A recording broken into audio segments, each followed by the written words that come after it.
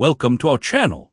Remember to like and subscribe to get more stories daily. Now let's get to today's story. Asteroid H277 Plus by Harry Walton. It was a pretty web that Akars spun aboard the sun freighter Cinnabar. Mass murder and piracy. But he wasn't clever enough to allow for the innocent-sounding asteroid charted as H277 Plus. John Akars, petty officer of the Sun-Line freighter Cinnabar, backed away from the jimmied manifold of the air circulators and hastily felt for the emergency mask at his belt. Any moment now the Venusian Quinor he had filched from the ship's medicine cabinet and dropped into the circulators would take effect. Without warning, men would drop at their posts, apparently insensible, rigid of muscle, eyes staring fixedly. Actually, they would be keenly aware of everything about them, their senses sharpened rather than dulled by the drug. But it was no part of Akar's plans to be one of them. He strapped on the mask and, at the sound of approaching footsteps, shrank back into the shadows of the machines. An officer peered into the circulator chamber for an instant, then marched on down the corridor. Akars chuckled. Box Jordan was part of his plan. In a way, he had a star role, but not an enviable one. Nor, to be sure, were the remainder of the Cinnabar's crew going to be particularly lucky. The luck of the scheme was reserved for Akars himself, and it involved 4 kilos of precious uranium, which Box Jordan had unearthed during an emergency landing on an unexplored planetoid. Jordan had been fool enough to turn the stuff over as a ship's prize, to be equally divided. But with the metal on board, it was inevitable that a smarter man would see and grasp the chance that was offered.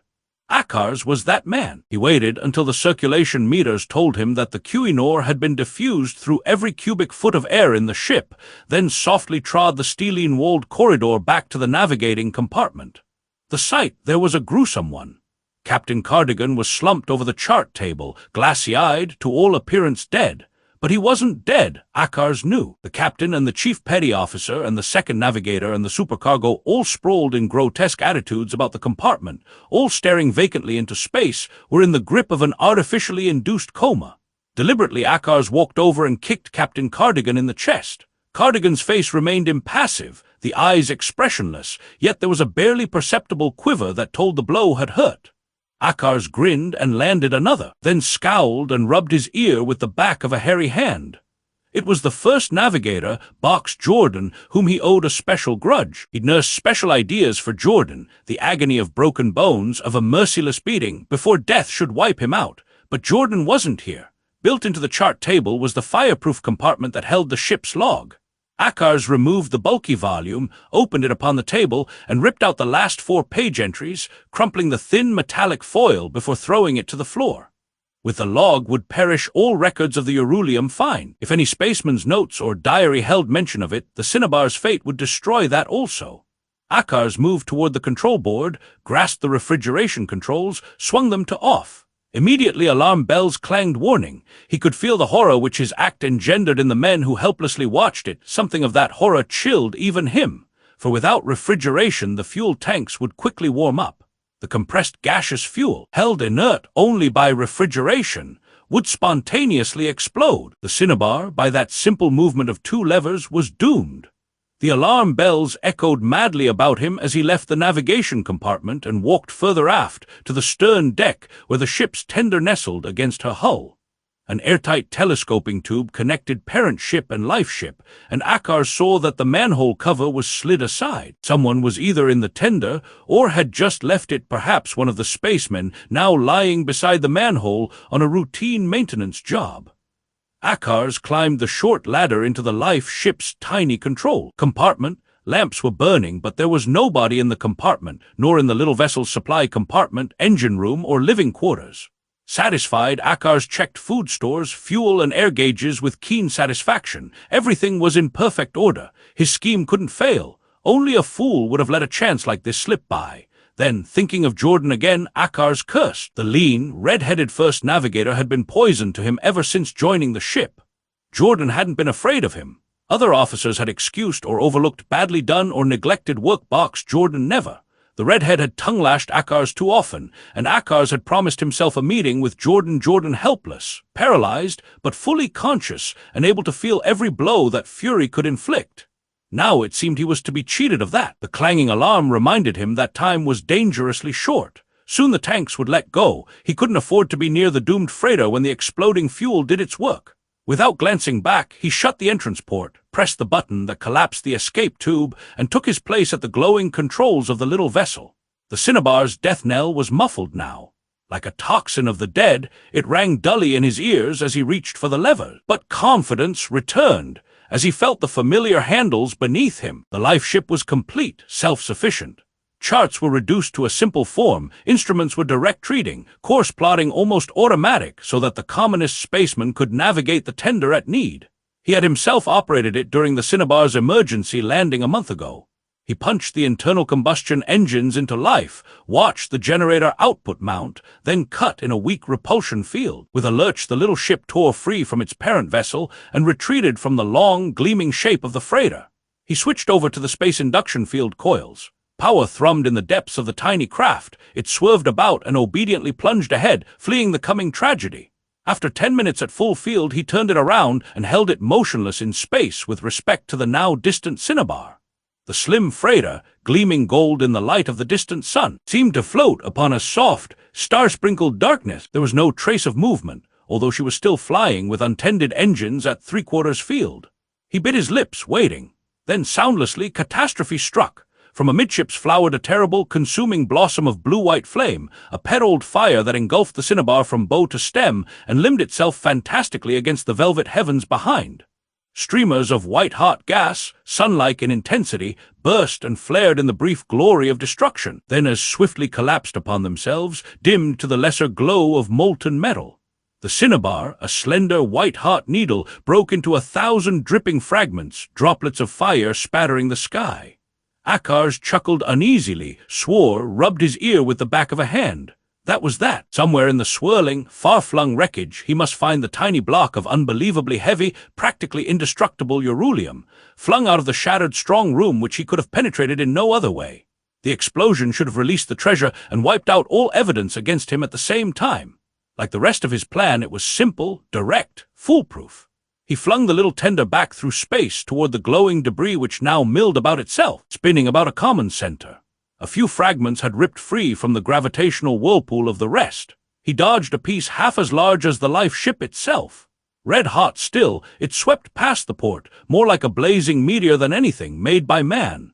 Past other wreckage he swept, evidence of the terrific energy of spontaneously exploded fuel, gruesome human debris, as well as that of the cinnabar itself. The temperature within the tender climbed slowly, as it absorbed heat from glowing fragments outside. Uneasily, he checked his own fuel refrigerator, turned thermostatic controls to maintain a lower temperature. Something swept into his field of vision with startling speed. He ripped the helm over, swearing in sudden panic. The tender swerved, but not sharply enough. A grating shock, a metallic crash, told that the vessel had been hit. The jar of the concussion almost threw him from the control seat. His temples throbbing madly, Akars waited for the dread hiss of escaping air, the drop in pressure which his eardrums would quickly detect. The tender was small, a gash in the hull plates would empty it of air rapidly, but the pressure remained normal, and he relaxed at last, certain that the collision had done no more than dent the hull plates. He forgot the incident upon spying what had been the strong room door. Cautiously, he worked the tender alongside it, scanning nearby debris closely. It took him 15 minutes to find the thick-walled copper casket containing the treasure, scarred by impact, half fused by the terrific heat, even though it had been protected by the walls of the strong room from the brunt of it. He knew that its precious contents could have suffered no harm, and carefully manipulated the ship's grappling mechanism until the casket was safely inside the tender's loading port. He swung the life ship about and drove for clear space. So easy it had been. A few minutes of effort had won him 10 times as much as other men earned during a lifetime of hard, dangerous work in the space lanes. Lucky he wasn't squeamish by nature. This way he was safe. Every witness against him was dead. His own word would be taken as gospel truth. Already he had planned every detail of the story, how he had been on routine inspection of the tender when the explosion started forward in the fuel tanks, how the life ship, with him aboard, had been blown free by the blast, how he had barely managed to close the port in time to escape suffocation, how from the tender he had witnessed the destruction of the cinnabar, and how a touching detail this he had cruised back into the wreckage in search of survivors, but found none. He would not try to explain the explosion. The lethally dangerous nature of the fuel would answer all doubts. Nobody could suspect him. Just before landing, he would transfer the uranium to his own duffel bag, a new one of course, stocked with clothing taken from the tender's supplies. A welding torch would reduce the copper casket to a lump of reddish metal. He would dispose of a little uranium illegally, outfit a one-man ship with the proceeds, and go on a prospecting cruise from which he could return with a legitimate store of the precious stuff. Disposed of to the Martians, who valued it as a healing agent, the 4 kilograms would bring a fortune. He pushed the little ship to top speed, which was slow at best. Hour after hour he hurled its silvery nose toward the distant stars, on a course which his charts told him led to Earth. Mars, smaller than his own world, was on the other side of the sun. It was on Earth that automatic cameras would have snapped the explosion of the cinnabar. Perhaps salvage ships were already on their way. In a few hours he might meet them. Glancing at the chronometer, he saw that it was safe to remove his mask. The last vestige of Quinor which might have entered the tender from the cinnabar would have decomposed by now. By this time it would also have decomposed in the blood of the drugged men had any remained alive to experience it. "Akars, blast my orbit, what happened?" He whirled at the voice, all his fear surging up within him, choking him. In the doorway stood Box Jordan, his tall, lean figure swaying a little, keen eyes questioning. "Jordan, where do you come from?" "Routine inspection forward. Was checking the fuel tanks, started to back out of the tank compartment when I froze up. Couldn't move a toe." The navigator's sharp eyes narrowed. "What happened?" Akars felt the panic in his voice, the fear of this man who was not afraid of him. "Nothing much, just that the cinnabar blew up." "Blew up? You mean we're the only survivors?" Akars shrugged. "I thought I was until you popped up. Of course I looked around. There wasn't anybody else." He stood up, stretching. "If you'll take over a while, I'll get the kinks out of me." For an instant Jordan hesitated. Akars watched him closely. He suspected, of course knew, that he had been drugged. Even when under the Quinor, he must have felt the tender pull away from the cinnabar, and that without any evidence of an explosion. In a moment he would add things up, reaching the only possible conclusion. Desperately, Akars glanced about for a weapon, and Jordan, with a queer twisted smile, walked forward not toward the pilot's seat, but toward Akars. Those big bony hands of his were working. His very silence was terrible. Akars flattened himself against a wall. Big as he was, he knew himself to be no match for the hard-muscled first navigator. Aroused as the latter now was, he would be doubly dangerous. Akars clawed the bare wall, breathing hard. "You drugged the air cycle," said Jordan. "You shut off the refrigerators and took off in the tender. You stood by while the cinnabar went to hell with every man aboard her. Then you went back and picked up the uranium." "No!" screamed Akars. "No, I swear I didn't." Jordan's hard fingers closed over his windpipe, crushed in his throat like a steel clamp tightened about it. He could feel his eyes bulging from their sockets, his body turning cold and dwindling away from him. He slumped suddenly, as though unconscious. A moment longer Jordan held him in that terrible grip, then flung him away. Akars hit the wall, collapsed into a huddled heap, gasping and retching as breath passed his bruised throat. He took his time, gathering strength, sure that Jordan would not attack him while he was down. Desperation lent him courage. Concerned, there was nothing to do but fight it out. He wouldn't let the navigator get another throat hold. Pretending to be weaker than he was, Akars lurched to his feet. He had a plan now, and warily circled Jordan before closing in. Then he plunged forward, ducked a swift uppercut, took a solid body blow that left him gasping, but reached the wall behind Jordan, which was his objective. A rack of oxygen tanks for use with spacesuits was fastened there. Akar's hands tore one free, a slender, blunt-ended cylinder, massive enough to be a dangerous club. As Jordan closed in, Akars brought it down on the navigator's left arm, which fell limp. With a bellow of triumph, Akars struck for the head. Jordan, still drug-hazy and crippled in one arm, took the blow on a temple. It stopped him like a shot. He crumpled to one knee and fell. Breath rattling in his swollen throat, Akars stared into the hated face and wondered whether he should finish the job with a few more blows. Caution whispered consent, but still he hesitated. This was Box Jordan. Box Jordan? Why kill him like this? He wanted Jordan to know what was coming, to know it as long as possible. It struck him then that killing Jordan wasn't as simple as it seemed. Found aboard the tender, Jordan's body would convict him. Flung into space, this far from the cinnabar disaster, it would provoke awkward questions, unanswerable questions when discovered. Here was an unexpected flaw in a scheme that had looked foolproof. Cursing, Akars pulled the chart book toward him. He had tied Jordan's feet and fastened his hands behind him, lashed to a wall railing. In a supply closet, he had found a paralysis gun, which he now wore in a side holster. For these and other reasons he was as confident when Jordan showed signs of returning life as he had been at first. Grinning, he watched the navigator stir and weakly sit up. "Coming out of it, are you? Listen to me, Jordan. I've got the uranium aboard. Want to come in on this with me?" Jordan rubbed his temple tenderly. "I suppose there isn't much choice," Akars chuckled. You'll come in, huh, and spill the first chance you get. I'd be asking for the mercury mines if I took you back. Skip it, Jordan, I was kidding. So was I. The navigator smiled crookedly, but when it comes to teaming up with a rat, I'm ashamed of myself for even kidding about it. Akar struck out a hard, flat hand blow that rocked Jordan's head and left red welts on his cheek. You know what? I've got your spot picked out. Nice and cool. No air except what'll be in your suit tank, and about as much chance of rescue as an ice cube in hell. He picked up the chart book and with ruffled brow turned its aluminfoil pages, his tongue between his lips. The page found, he held it before Jordan. See that? A dinky space apple that's been passed up by every claiming bureau in the system. 10 miles through. Just big enough to keep you from drifting free where a nosy patrol ship might find you. It's the nearest asteroid. I'd dump you on Pluto if it weren't out of my way.